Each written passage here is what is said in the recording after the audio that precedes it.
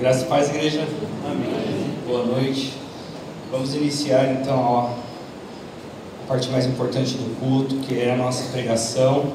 E eu convido os irmãos a abrirem suas Bíblias nesta noite em Apocalipse, capítulo 12.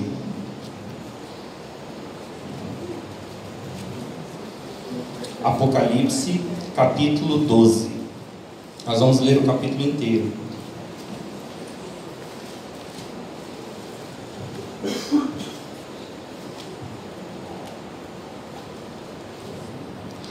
Apocalipse capítulo 12 diz assim: Viu-se grande sinal no céu, a saber, uma mulher vestida do sol, com a lua debaixo dos pés e uma coroa de 12 estrelas na cabeça, que, achando-se grávida, grita com as dores de parto, sofrendo tormentos para dar à luz.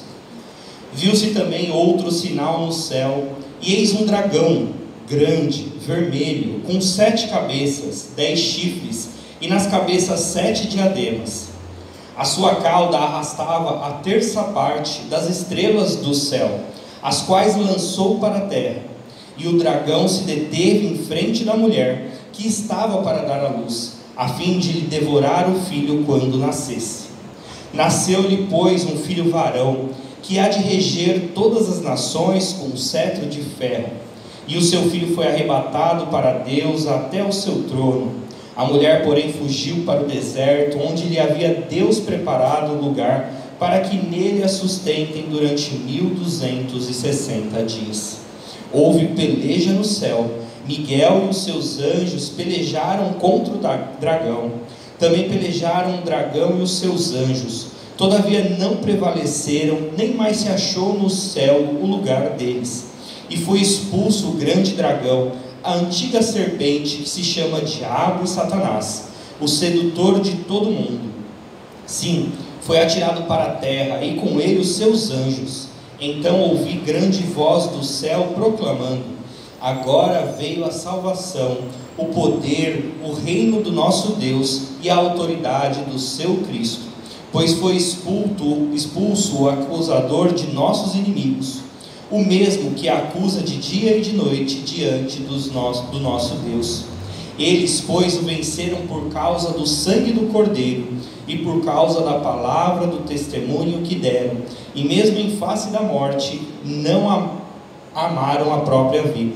Por isso festejai, ó céus, e vós, os que nele habitais, ai da terra e do mar, pois o diabo desceu até vós cheio de grande cólera, sabendo que pouco tempo lhes resta. Quando, pois, o dragão se viu atirado para a terra, perseguiu a mulher que dera à luz o filho varão, e foram dadas à mulher as 2 asas da grande águia, para que voasse até o deserto, ao seu lugar, aí onde é sustentada durante um tempo, tempos e metade de um tempo, fora da vista da serpente. Então a serpente arrojou da sua boca, atrás da mulher, água como um rio, a fim de fazer com que ela fosse arrebatada pelo rio. A terra, porém, socorreu a mulher, e a terra abriu a boca e engoliu o rio que o dragão tinha arrojado de sua boca. Irou-se o dragão contra a mulher, e foi pelejar com os restantes da sua descendência, os que guardam os mandamentos de Deus, e têm os mandamentos de Jesus, e se pôs em pé sobre a areia do mar. Vamos orar nesse minuto, nessa noite. Senhor, nós te agradecemos, nós te louvamos, porque nós estamos na tua casa.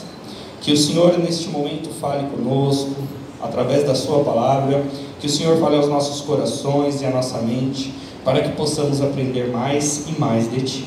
É o que nós oramos. Em nome de Jesus. Amém.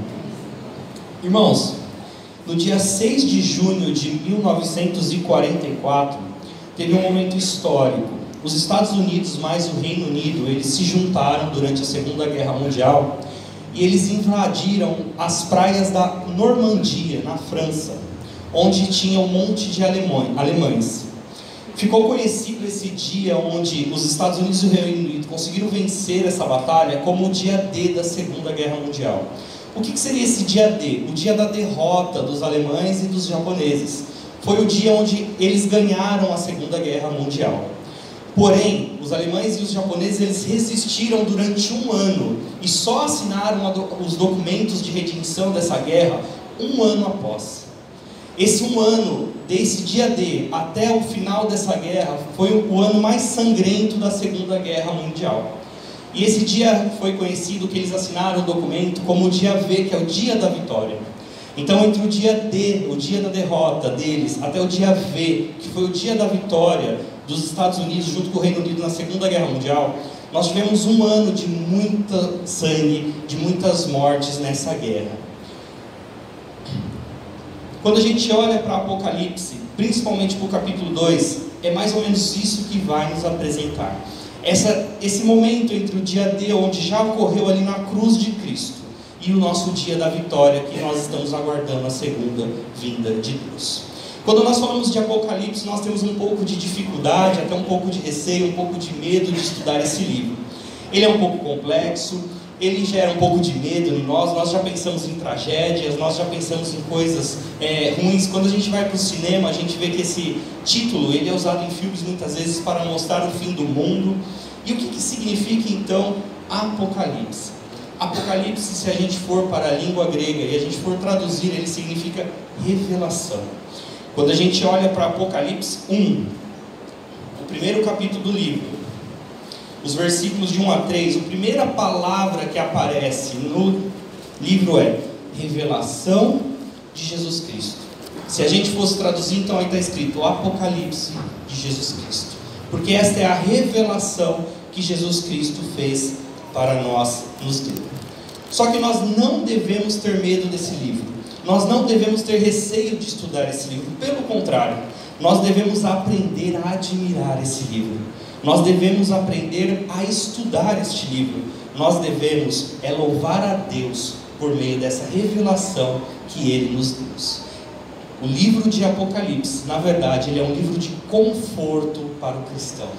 Ele é um livro que nos acalma a nossa alma, que dá refrigério para a nossa alma, porque ele vai revelar as coisas e a vitória de Jesus Cristo. Ele vai revelar as coisas que hão de acontecer e as coisas que já estão acontecendo.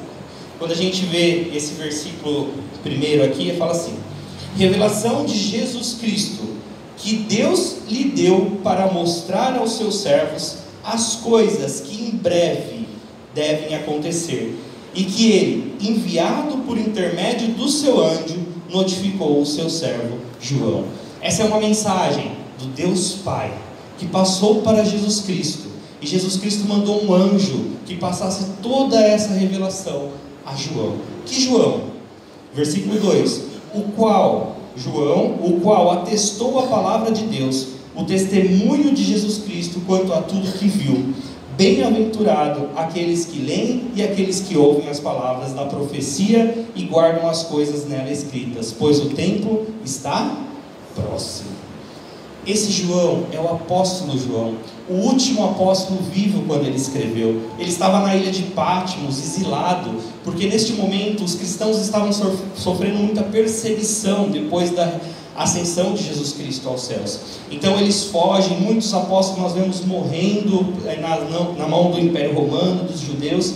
E João, então, ele é condenado a ser exilado nessa ilha. E quando ele está nessa ilha, então ele recebe toda essa revelação, esse anjo que chega com a mensagem do céu para dizer as coisas que iriam acontecer próximos, em breve, as coisas que deveriam acontecer. Bem-aventurado aquele que lê esse livro, bem-aventurado aquele que ouve, bem-aventurado aquele que guarda, bem-aventurado aquele que guarda essa profecia.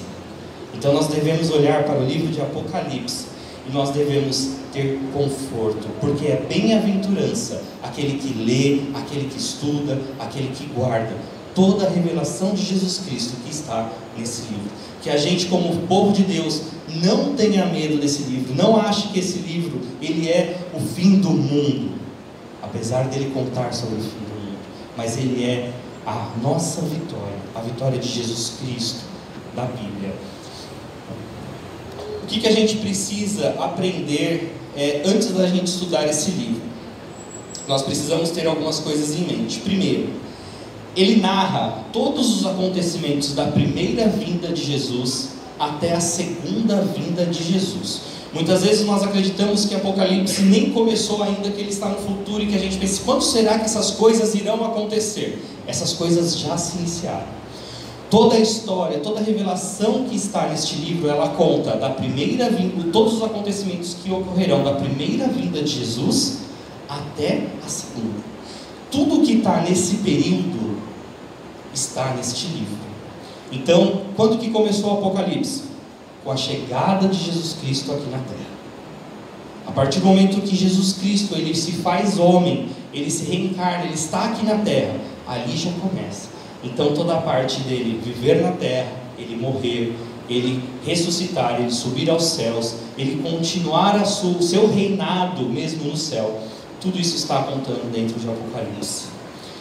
Outra coisa que nós precisamos aprender sobre esse livro, ele conta a mesma história, ou seja, o período da primeira vinda de Jesus até a segunda, 7 vezes. São 7 sessões paralelas. Então muitas vezes nós temos uma dificuldade muito grande para entender o Apocalipse, porque nós pensamos que ele está contando uma história de forma cronológica, quando na verdade ele inicia a história da primeira vinda até a segunda, aí ele começa de novo, e ele começa de novo, e ele faz isso 7 vezes, contando de uma perspectiva diferente.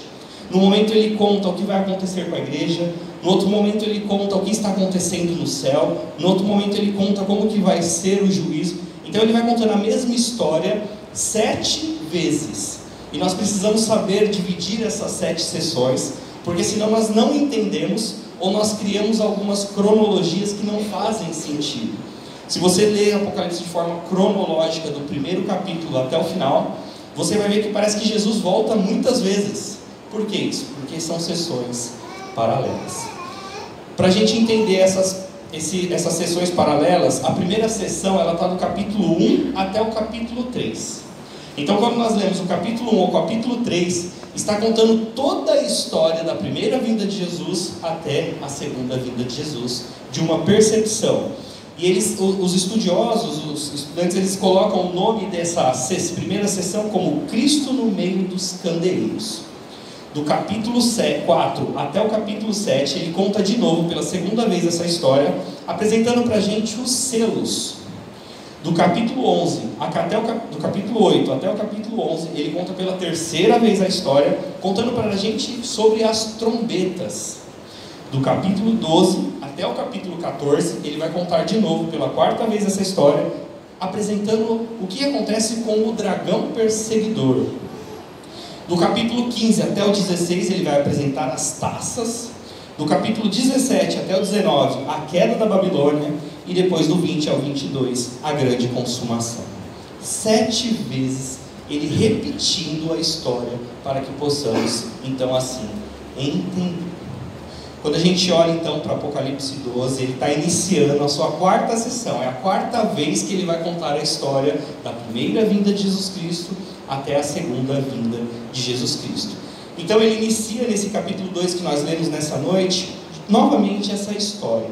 Só que existe uma grande diferença nessa sessão, e principalmente nesse capítulo. Ele dá um passo para trás, João, e essa revelação que ele recebe, e ele começa a contar a história desde o início, antes de Jesus Cristo. E é isso que faz desse capítulo um capítulo resumo da Bíblia inteira. Nós lemos aqui um resumo de toda a Bíblia. O capítulo 2 ele resume tudo o que aconteceu da criação até a vinda de Jesus Cristo. Quando a gente começa a ler, então, o que a gente vê aqui? João, ele está lá na ilha de Patmos, então aparece 2 grandes sinais para ele.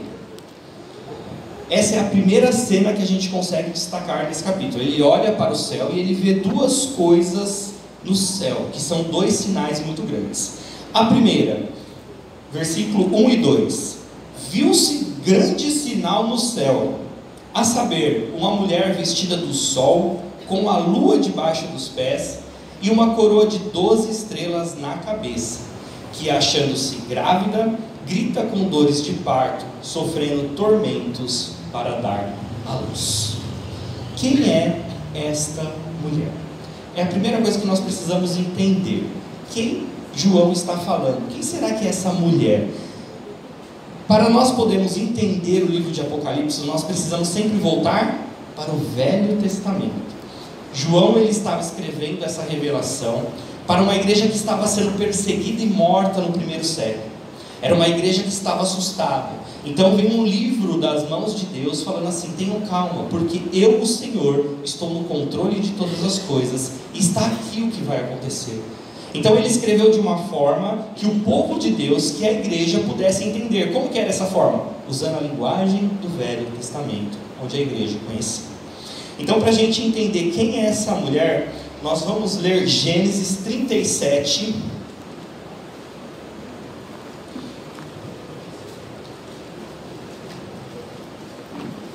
Vamos lá em Gênesis 37.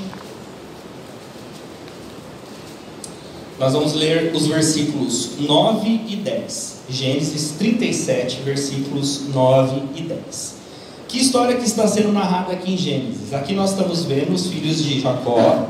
E aí José, o filho preferido, ele tem um segundo sonho, e ele vai contar esse sonho para os seus pais e para os seus irmãos. Versículo 9. Teve ainda outro sonho, e o referiu aos seus irmãos, dizendo: sonhei também que o sol, a lua e 11 estrelas se inclinavam perante mim. Contando a seu pai e a seus irmãos, repreendeu o pai e lhe disse: que sonho é esse que tiveste? Acaso viremos eu e tua mãe e teus irmãos inclinar-nos perante ti em terra? Quem eram as pessoas que José viu no sonho? Que era o sol, a lua e as estrelas. Eram o seu pai, a sua mãe e seus irmãos. Quem está relatado nesse texto que nós acabamos de ler? As 12 tribos de Israel, a descendência de Jesus. Você vê que lá em Gênesis usa as mesmas linguagens que aqui o apóstolo João está colocando em Apocalipse.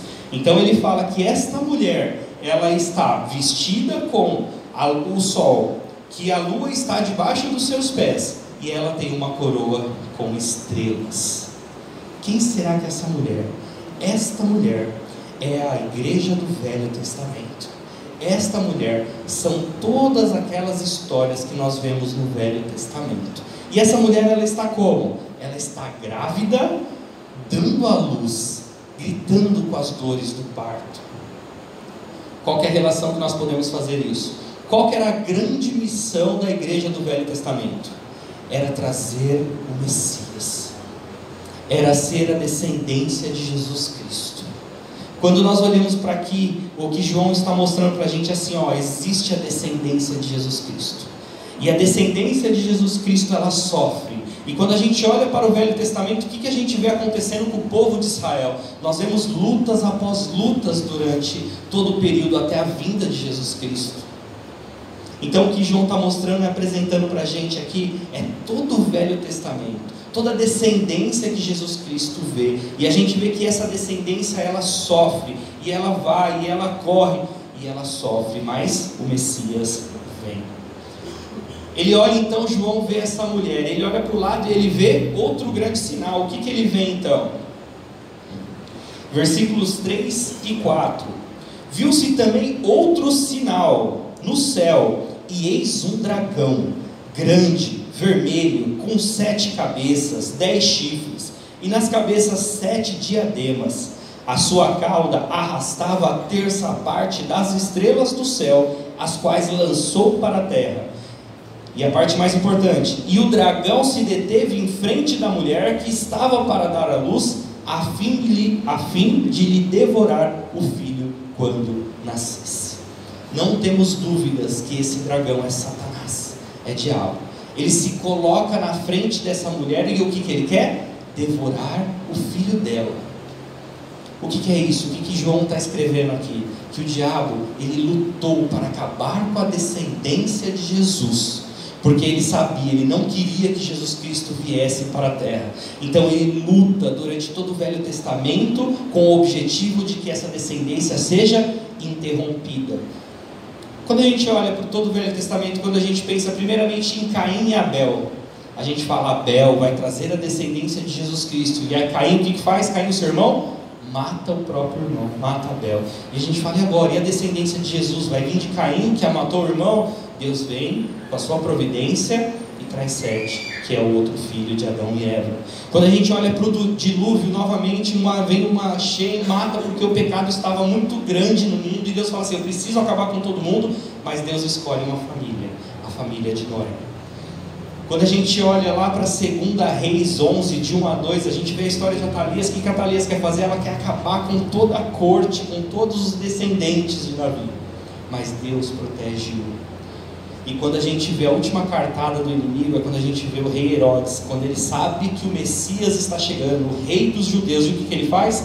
Ele manda matar todos os meninos com menos de 2 anos.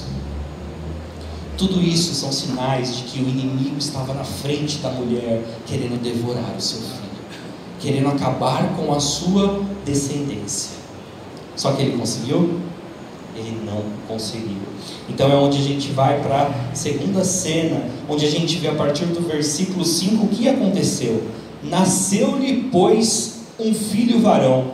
E o que esse filho vai fazer? Ele há de reger todas as nações com cetro de ferro. E o seu filho foi arrebatado para Deus até o seu trono.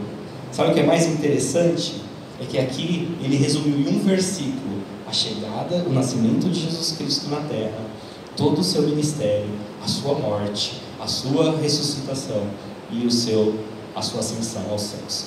Em um versículo, João ele resume toda a história da redenção de Jesus Cristo na terra. Ele fala, o menino nasceu, ele veio à terra e ele foi arrebatado para o céu ao lado do seu pai, e ali ele está assentado no seu trono. O que a gente vê então? O dragão, ele perdeu mais uma batalha. E quantas batalhas Satanás não está perdendo? Desde o início, desde Caim e Abel, ele vem perdendo batalhas, porque ele quer que esse filho não nasça. O filho nasce, e mesmo assim ele não consegue vencer. Então o que capítulo 12 de Apocalipse ele está nos mostrando? As derrotas sucessivas que o diabo teve. Ele perdeu uma luta atrás da outra. Ele foi perdendo.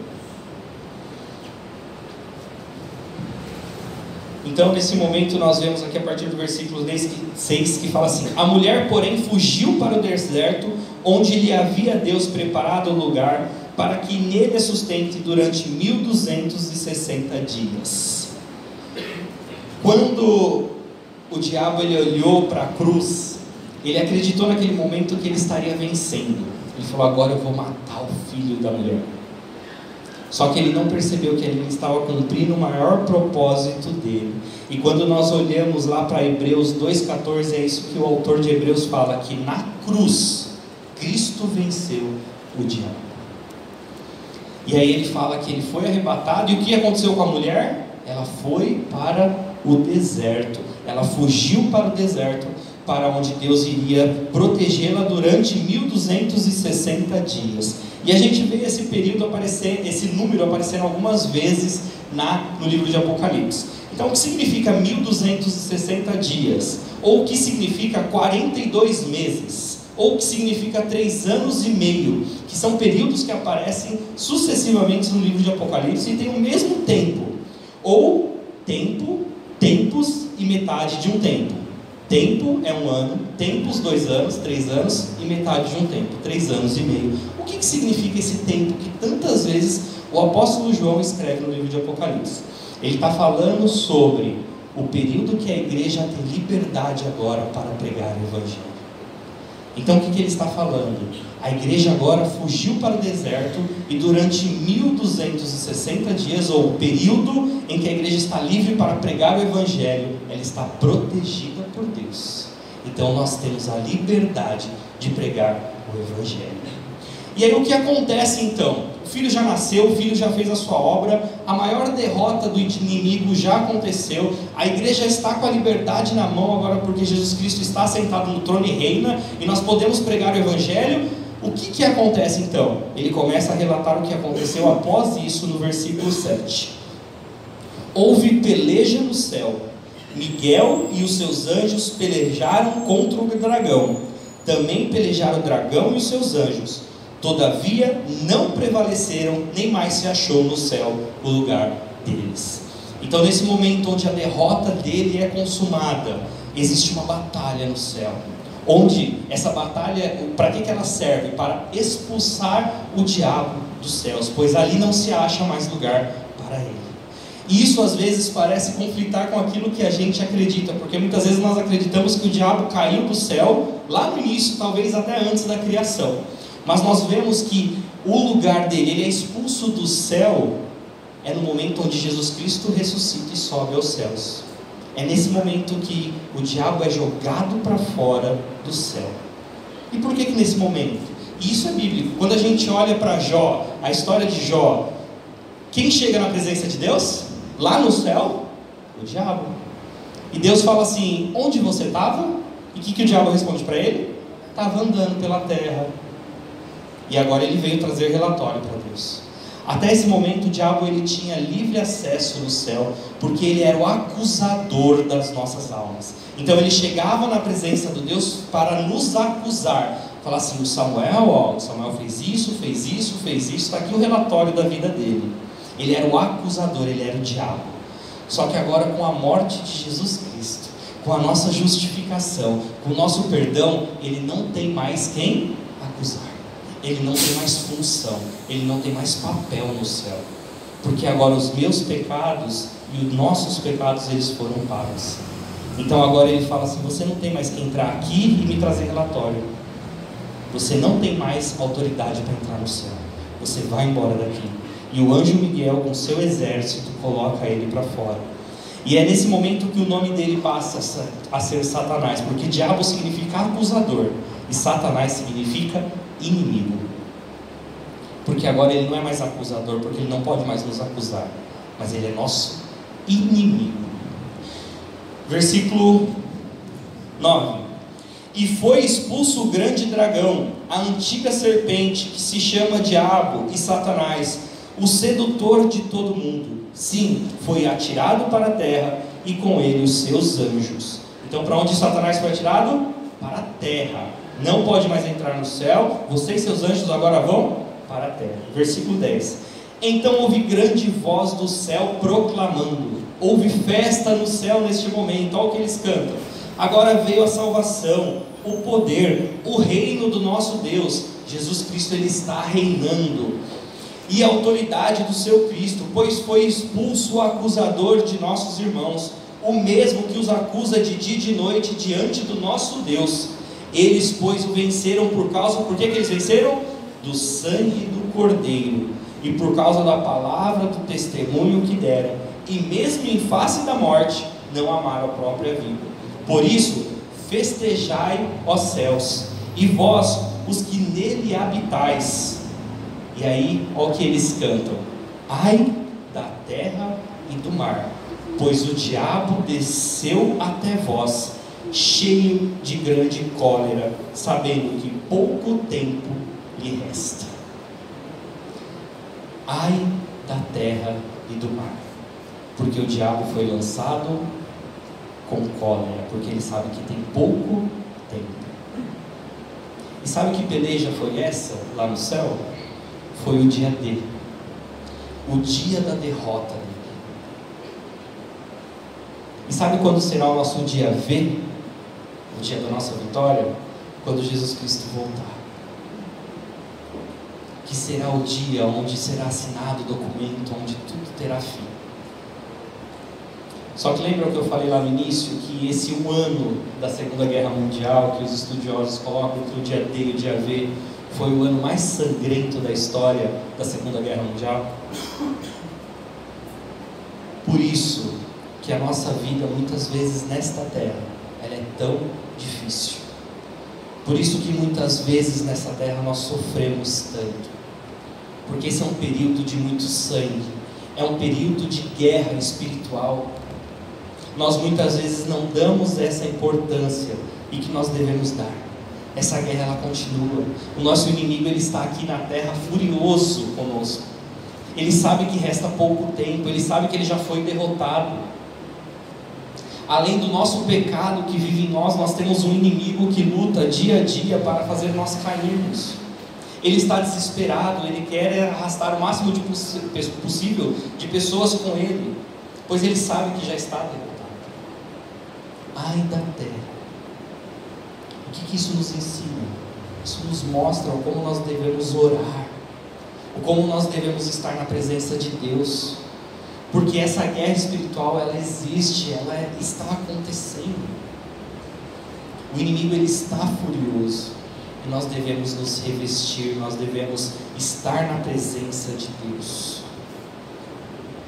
Versículo 13: quando, pois, o dragão se viu atirado para a terra, então agora ele se deu conta da situação dele, o que ele fez? Ele perseguiu a mulher que dera à luz o filho varão. Ele foi atrás da igreja do Velho Testamento. E foram dadas à mulher 2 asas de grande águia, para que voasse até o deserto, ao seu lugar aí onde é sustentada durante um tempo, tempos e metade de um tempo, fora da vista da serpente. Então a serpente arrojou a sua boca atrás da mulher, água como um rio, a fim de fazer com que ela fosse arrebatada pelo rio. A terra, porém, socorreu a mulher, e a terra abriu a boca e engoliu o rio que o dragão tinha arrojado de sua boca. Então o que a gente vê aqui? A gente vê aqui que nesse momento a igreja do Velho Testamento, ela sai de cena e ela é protegida por Deus. O que irá acontecer com os judeus? Nós não sabemos, nós temos várias teorias, mas o que nós sabemos, o povo judeu, que era o povo escolhido de Deus, talvez eles ainda tenham a sua reconciliação, mas a sua reconciliação, ela precisa ser através de Jesus Cristo. Não existe outro caminho para o povo judeu se reconciliar com Deus que não seja pela cruz, por Jesus Cristo. Mas nesse momento, o que ele faz? A igreja do Velho Testamento, ela é protegida por Deus. O inimigo, a serpente, não pode mais atacá-la. Ele já perdeu, ele já foi atirado da terra, perdeu sua função, não pode mais subir aos céus. Foi atrás da pessoa que deu a luz ao filho do homem. Ele não pode mais fazer nada contra essa mulher. Olha o que acontece no versículo 17. Irou-se o dragão contra a mulher, só que ele não pode mais fazer nada com a mulher. Então o que ele faz? E foi pelejar com os restantes da sua descendência. Quem são essa descendência? Os que guardam os mandamentos de Deus e têm o testemunho de Jesus, e se pôs em pé sobre a areia do mar.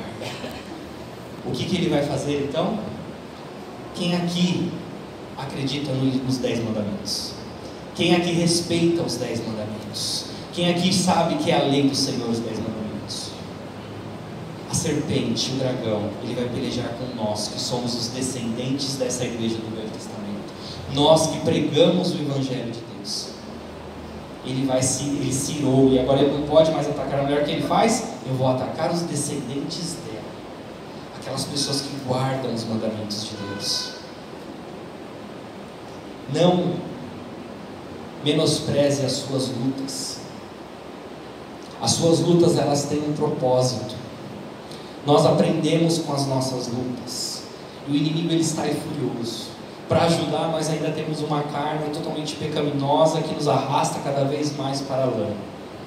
Então nós temos 2 coisas contra, que é a nossa carne corrupta do pecado, que nós somos pecadores, e o inimigo furioso que está fazendo de tudo para nos arrastar para o inferno.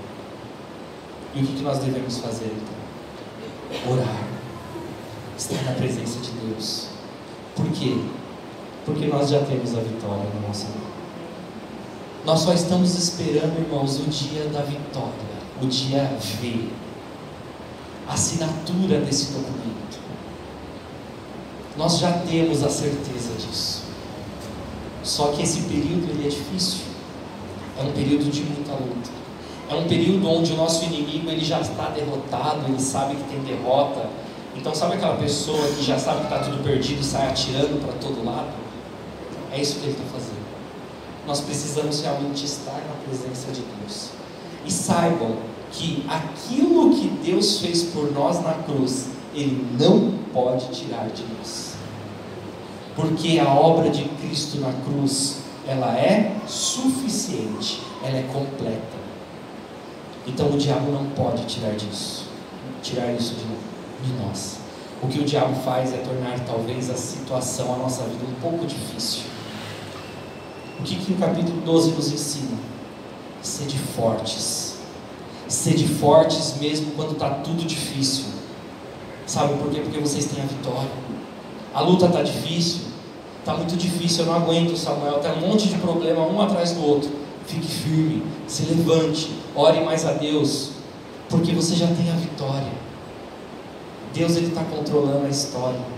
Satanás tentou destruir a descendência da mulher de qualquer jeito para que Jesus Cristo não viesse à terra. Jesus Cristo veio à terra. Ele tentou matar Jesus Cristo e nem percebeu que ele estava cumprindo aquilo que precisava, que era a morte de Jesus Cristo. E Jesus Cristo ressuscitou. Quem está no controle da história? Quem está reinando à direita de Deus é Jesus. Não tenham medo. E que mesmo no meio das dificuldades, no meio das nossas lutas, que a gente possa ser forte. Mais forte porque Jesus Cristo já fez o que precisava. Porque Jesus Cristo já nos deu essa vitória. Nós só precisamos aguardar. Então não fraqueje, não caia, porque está próximo esse tempo. As coisas que em breve vão acontecer. Se vocês continuarem lendo essa sessão, a partir do versículo 3, do capítulo 13, a gente vai ver que ele chama mais duas bestas, esse inimigo que agora está na terra, furioso contra os descendentes, contra nós, que é a igreja de Cristo. Então ele chama duas bestas para vir juntos lutar contra a igreja do Senhor.